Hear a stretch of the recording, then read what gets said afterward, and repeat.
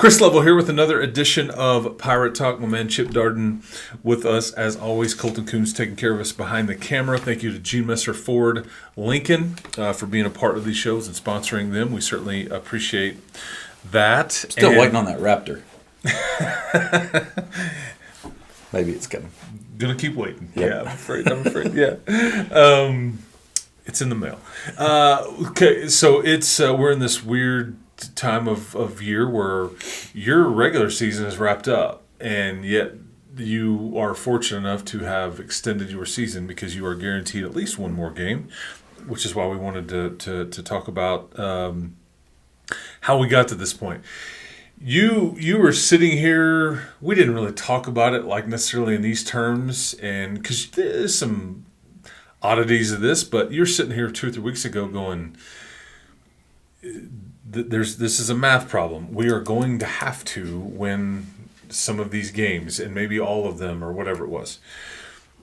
I mean, it's stressful. Yeah. Yeah. I know it was. I'm stating it obvious, but I'm just curious, because you're on the other side now. Maybe you can go, I don't know. Yeah, and definitely, and I pride myself in trying to not be stressed and understanding there's a bigger picture to all of it. There's Yes. people going through stuff that they would real problems. 100%. But yeah, there was definite stress, and you start. I don't know. You replay a bunch of stuff in your mind. If this, if that, but ultimately none of that matters. Like you got to. All right, here's what's in front of you, and I thought that's what our coaching staff and our kids did a great job of. Is we can look back and go, well, if this against Plainview and this against Paladero was none of that mattered at that point. Like what's in front of us, and we approached it that way, and I think that helped the stress level a little bit. Like, man, you're process oriented. Here's what we've got to do, and we did it. But we also saw, and I think that was the Abilene. We've talked about the Abilene Cooper game being a big turning point in the year, and we knew one way or another, we're either going to go south and we're going to play 3 more games and turn stuff in, or we use that as our the catapult. And we play a really good game against Paladero, and they're playing for the district championship this week, and almost won the game. Had a lot of chances to win the game. A lot of things we could have done different, I think, to win the game. But anyway, our kids sat on the field. We hadn't talked about playoffs or anything yet, and I think they thought we were done. And I just remember telling them, I saw that, so I had a few guys check some scores to make sure I was right. And I said, hey, look, we win our last 2, we're getting in. And you could just almost sense our team okay, because they knew they played well against Paladero. And no results. Yeah, and it's just a tough feeling where they think our season's over. We played pretty good, but, a good team just beat us. And anyway, you could just sense then a little stress was taken off of them. Okay, it's going to be tough, but we still got a shot. And, and then we talked about what happened at Memorial. But I just thought in general our whole organization did a good job of just here's the task at hand and here's what we've got to do. And we were aggressive and just made sure that we gave ourselves every chance that we could to win it, and the kids did it. It was fun. That was one of the more satisfying 2-game stretches that I've been a part of. Yeah, well, and we touched on that last week about just the win in Wichita Falls, and just because of the weather and the schedule changed, and you had to have it, and you kind of I don't want to say you hung on, but you ended up outlasting them, however you want to phrase it. That was one that was satisfying. But now that but then it just led to this one where you had to.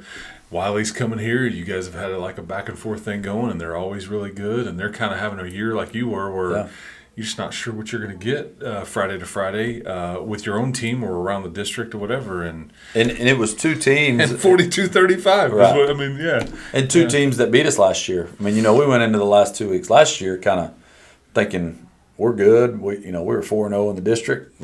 Playoffs were locked in.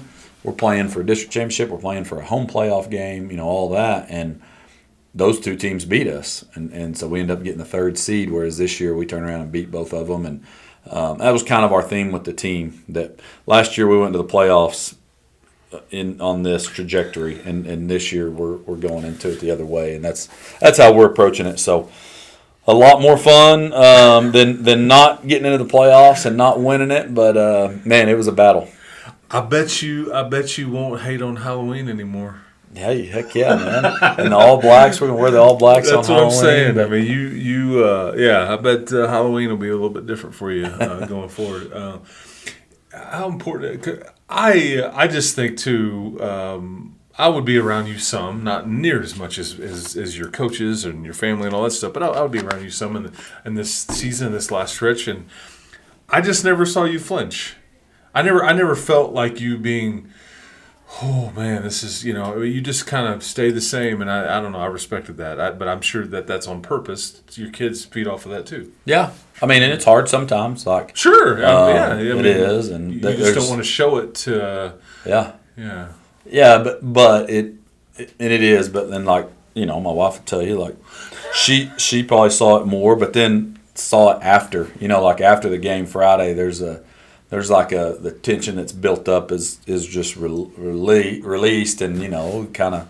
I don't know. At one point, I'm tearing up, and she's like, "What's wrong?" Like, it's just like all comes out. It just Sports, comes out, man. and it's And I was so proud of the kids. I said that in the post game interview with Coach McMack, and he kind of just asked, my thoughts in general and the defense, and just you look around, and I think you do this with every team, but you look around and you just pick those kids, and they deserve to be in the playoffs, and they deserve to have success and have people pat them on the back. And I think I was talking about the defense in particular, that I'd heard it the last few weeks. We can't do this. Our defense, and for us, it's all about the team and what we're trying to accomplish. But I was proud for them to that we kind of were on their backs Friday night, and they were the ones that really got us over the hump. And anyway, just in general with the whole team, I just think there's just so many of them that it's a special group, and so that made it even more special and more of one of those that's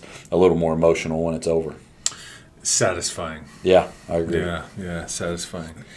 And this was not a game this was kind of a back and forth, and it was, I think, the stress of the game, and because Wylie they were in the same boat you were. Yeah. Like it was kind of a playoff before the playoff, and I think they played well. Yep. Is that fair? Yeah. And it's just like, okay, who's going to blink first? But you didn't really want to leave anything in the old holster. You were like, hey man, I think you've said it before on this deal. Like, we're not. What are you saving anything for? Plays or players or, we've been waiting to do. No, I mean, it's just like, what are we doing? So you kind of just said, here it all is. We did, and how many fakes did you call? I think we just called one fake punt. Okay, but how many times on fourth down did you go for it? It was a lot. I mean, I have 10 on the stat sheet, but I may have not the updated one. Yeah, it's right around there. 6 of 10 on fourth down? Somewhere right in there, yeah.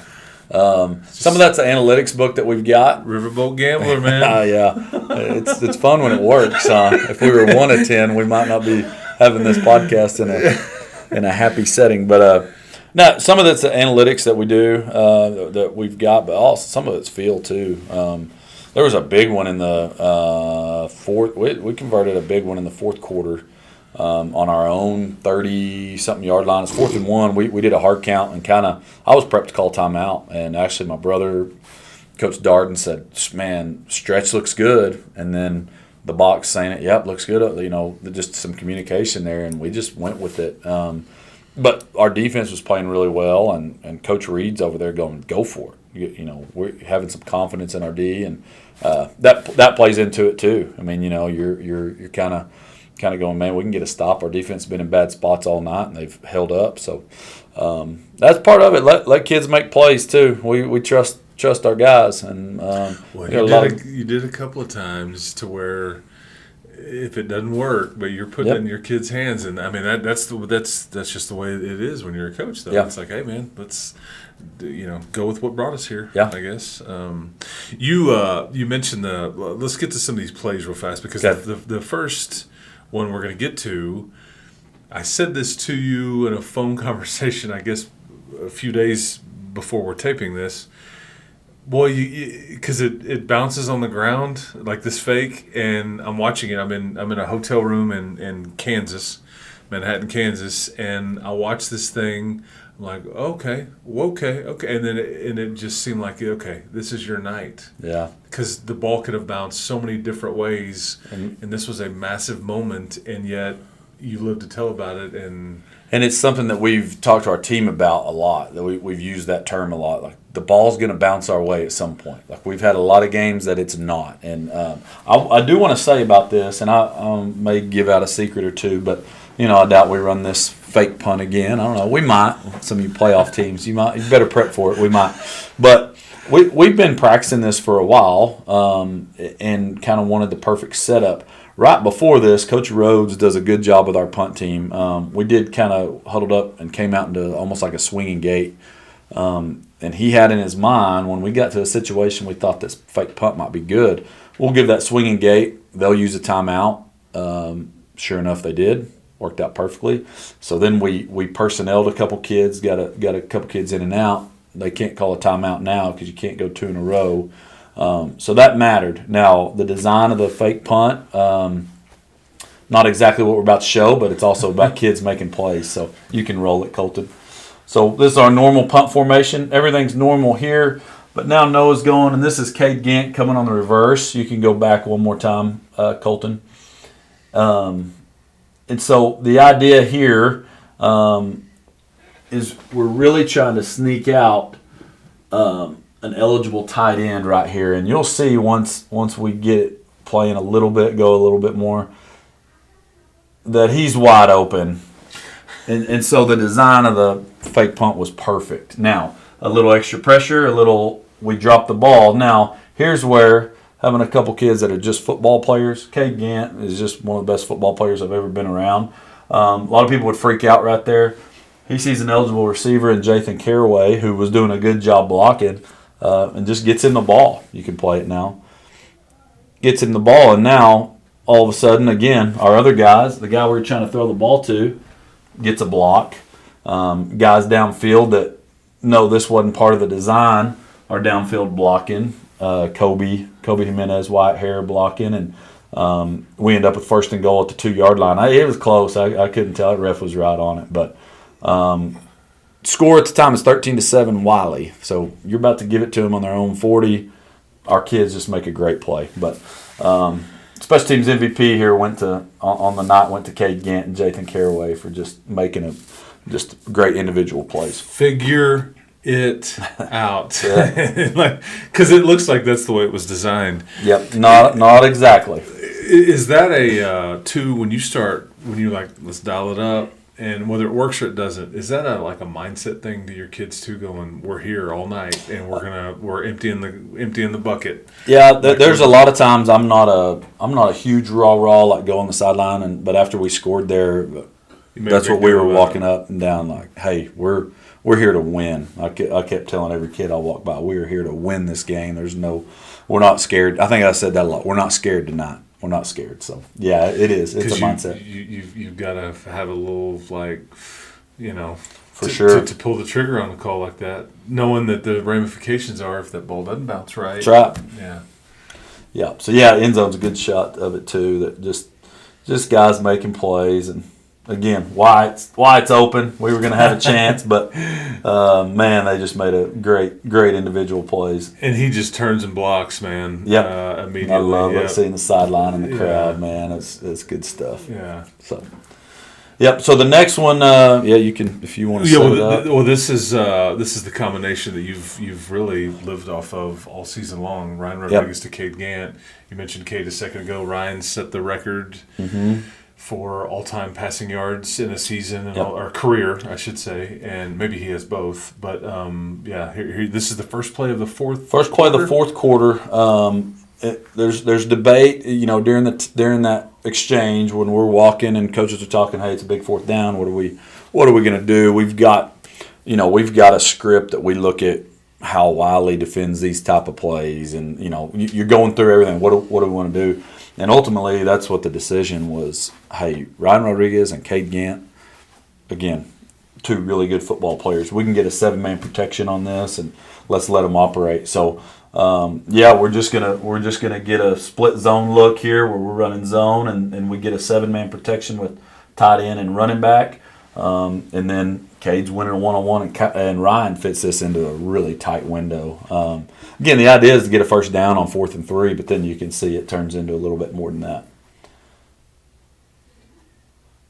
Yeah, because he's got to fit it underneath the linebacker. Yep. And then, and then you can see too, if you go back, they had and we knew that's what one of the things we're talking about in the headset. They're going to bring the house, get a man up. He's manned up on the Y off, so when we run that split zone action, it actually pulls him across. So that makes that window even a little bit tighter right there with that safety. But man, a great route by Cade, and then a great throw with Ryan there, and just then a individual play, just breaking 2 tackles and getting in the end zone. When you're growing up in the old Darden household when you were a kid, did Miss Carolyn, did she ever have like as a side bread and butter? Yeah. Oh yeah. Okay. That's it. Okay, and so that's a staple. Yeah. Like when you're growing up, it's like there's always some sort of bread and some butter and a knife, and that, all kinds of different kinds of breads, but that's always a staple. It's always like this combo has been your bread and butter all season. When all else fails, since their 7th grade year, it's been their bread and butter, and we've watched it. Coach Schulte was calling the freshman offense, I believe, when they were freshmen, and I bet 90% of the completions on that freshman offense were Ryan to Cade. Don't overthink it. That's right. Get it to the players. Players over plays. That's right. Don't overthink it. Yeah, it's not the X's and O's. It's the Jimmys and Joes. Jimmys and Joes. Okay, so this is okay, we're still looking at this. Okay. Yeah, that's good stuff. And then the next one is we have a sack here that's in the 4th quarter. So now, situation here, there's about 5 minutes left in the game at this point. We've got a 7-point lead. And so, obviously huge. We got them at 3rd and 10. And I mean, people that have watched us, there's been mobile quarterbacks are just tough. I mean, they just make everything tough. And so, I thought we did a really good job on their quarterback. He can run, but we covered really well here. And then I just think it's important to point out what our defense does in containing this quarterback. So you can roll it. They've got a designed rollout where he drops and then rolls. We're in great contain over here. We talked about it last week, I think, but Jackson Turnbow here, if you'll go back a little bit for me, Colton. Jackson Turnbow did this against Wichita Falls Memorial and set up a sack. Same thing here. He doesn't let him get the edge, and then Jack Sipowicz comes to help.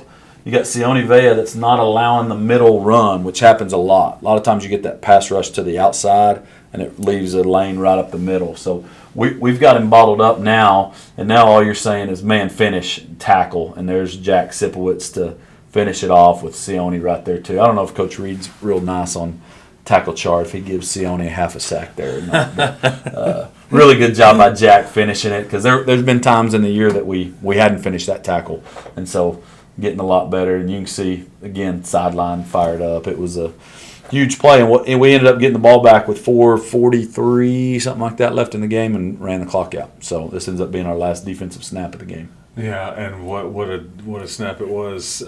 Team effort, and there's a lot of guys not in the picture even that it kind of 100%, because you got coverage down there, there's just nowhere to throw. Don't know that we busted a coverage all night, maybe one, and we're playing so much back. I told somebody that the Memorial game kind of skewed the very end of it, skewed how good we played on defense, and we've really several weeks in a row we've started playing a lot better on D.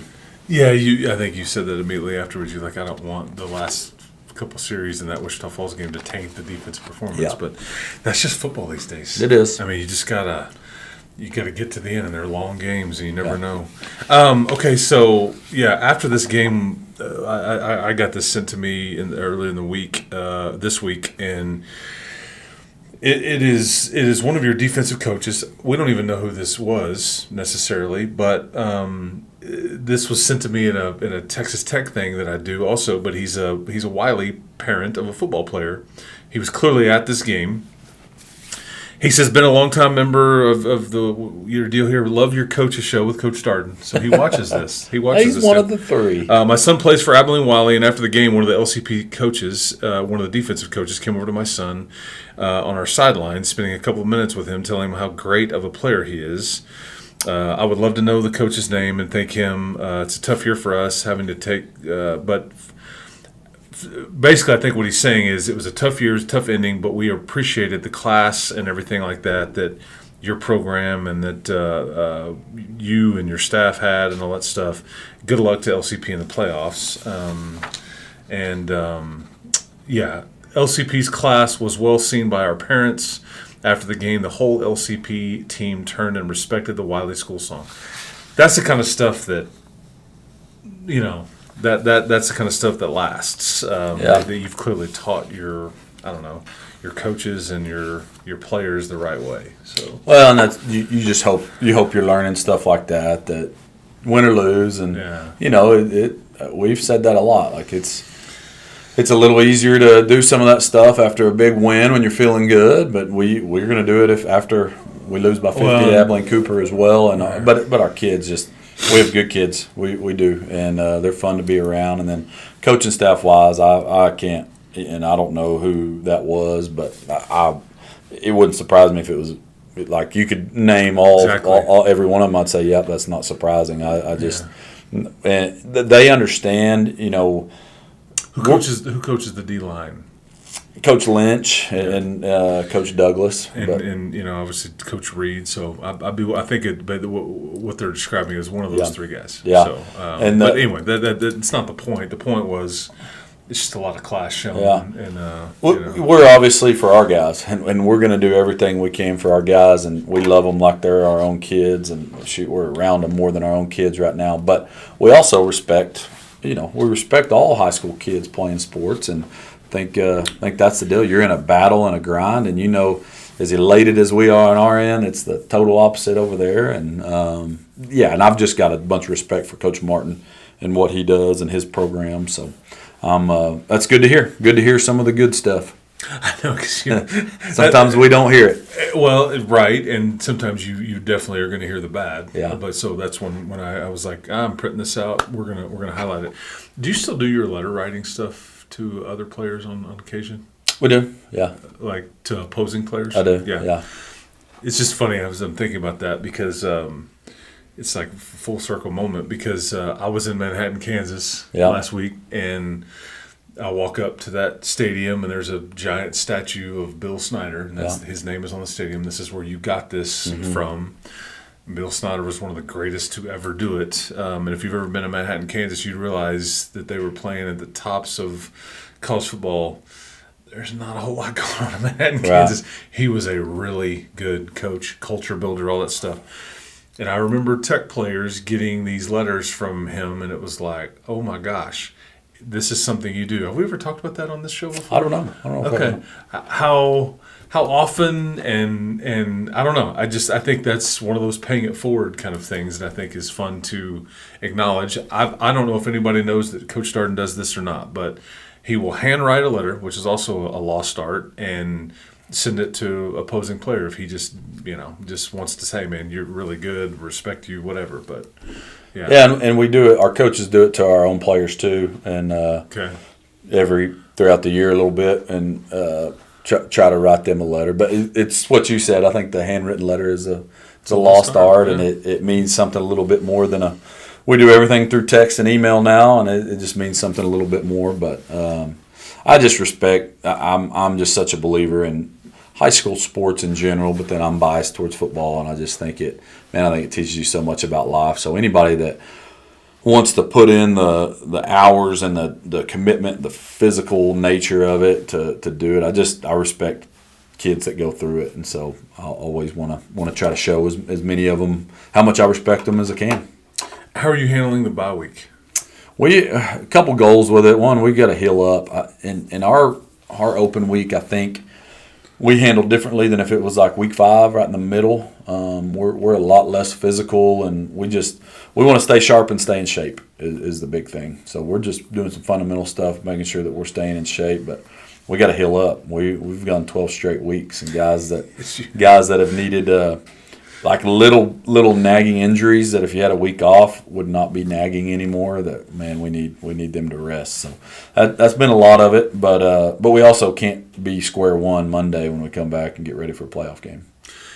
Okay, and so now that you're in this situation, because the rest of the district they've got games. How much is left to ultimately be decided? like on placements and? Yeah, 1 and 2. You talking about our district? Yes. Yeah, 1 and 2. The Abilene Cooper and Paladero play actually Thursday. Winner of that will be the 1 seed. Okay. Loser will be the 2. So they're so both that's getting home playoff games. It's just Okay. 1 and 2, and then we're the 3rd seed locked in, and then Okay, that's what I was curious about too. Is I didn't know if there was if they could get 3rd or 4th, whatever. yeah, and I really think every other team there's a scenario that every other team could get 4th. The easiest is if Memorial wins, they're in. But then based on other games and score differentials, it could get a little weird. Because Plainview and Wylie are the other two. Plainview and Wylie and Legacy, I think, could get in the mix too with a 4-way tie. It could be real dicey, but not your problem. Not my problem. We're in good shape now. Not your problem. How much have you already kind of figured out as you've looked at it on what comes next for you opponent wise? Like how studied are you on that El Paso district? And I'm sure you'll be watching that scoreboard a bit too. Yeah, and that one's a little different too. We think it's pretty much 2 teams that it could be, but one of them is open this week as well. But there's 2 games there in El Paso that'll kind of determine what that seeding will look like. But there's a chance they've got a 3-way tie at the top, so then it goes down to points. And we've got I would say 75% sure of who will play, Okay. and then about 75% sure of when and all that stuff. So we've pushed a little information out about planning that could be a Thursday game if certain things go a certain way, but it's just not going to be official until late Friday night. They're an hour later, so their games don't kick off till 8. So it'll be either late Friday or early Saturday when we'll know official details. But we're definitely going to El Paso. That is for sure. So it's locked. Yeah.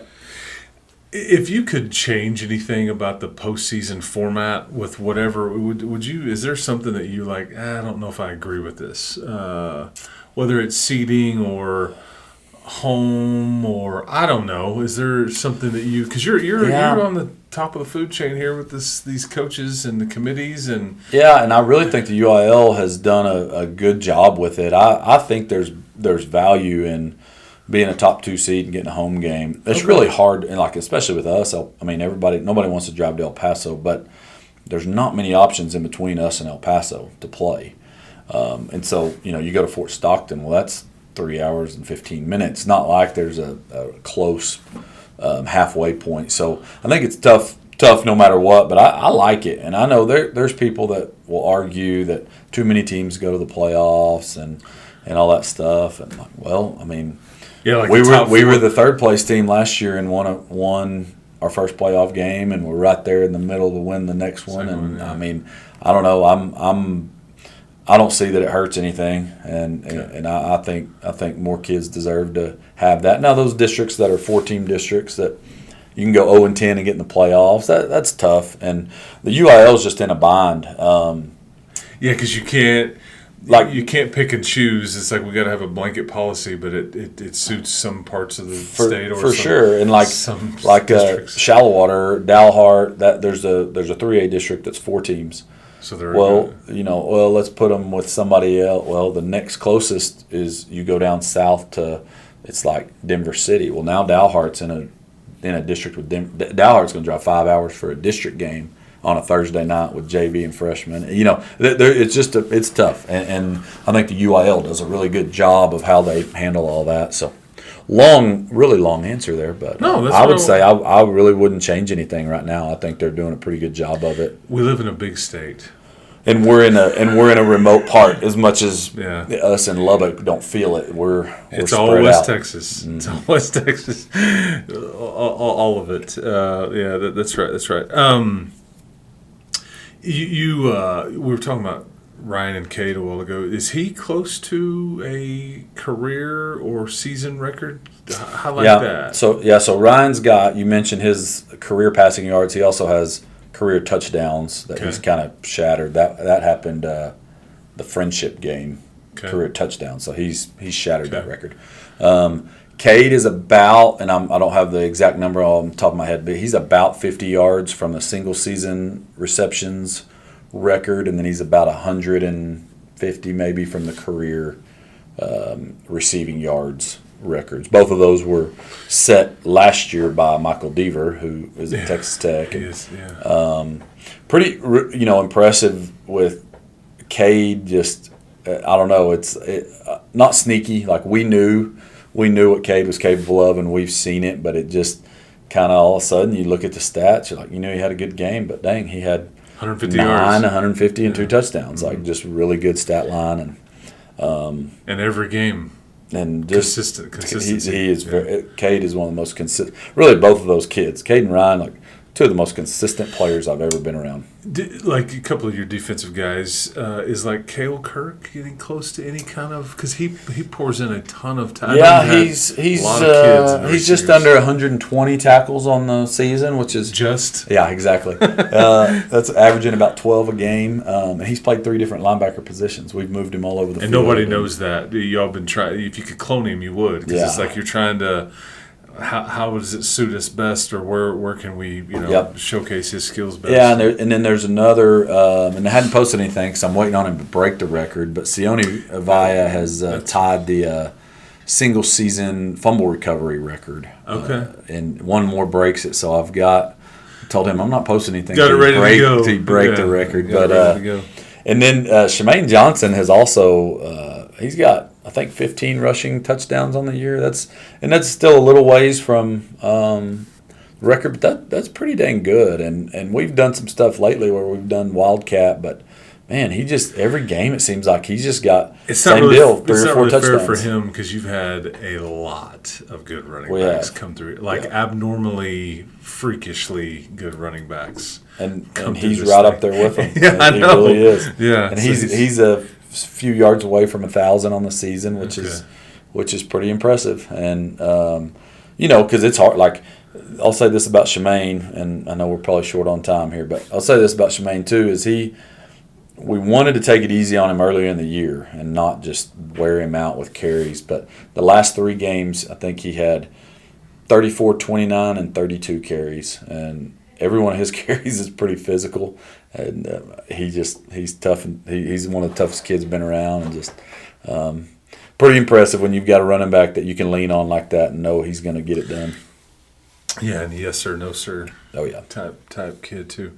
All right, well, don't know next game, but it could be.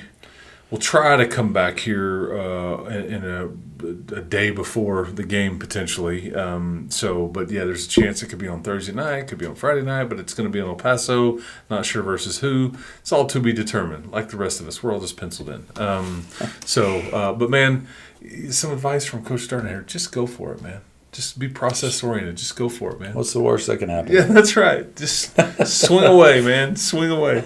All right, man. I appreciate the time and congratulations. Thank you. Yes, absolutely. For Chip Darden, for Colton Coons, this has been Chris Lovell. This has been another edition of Pirate Talk.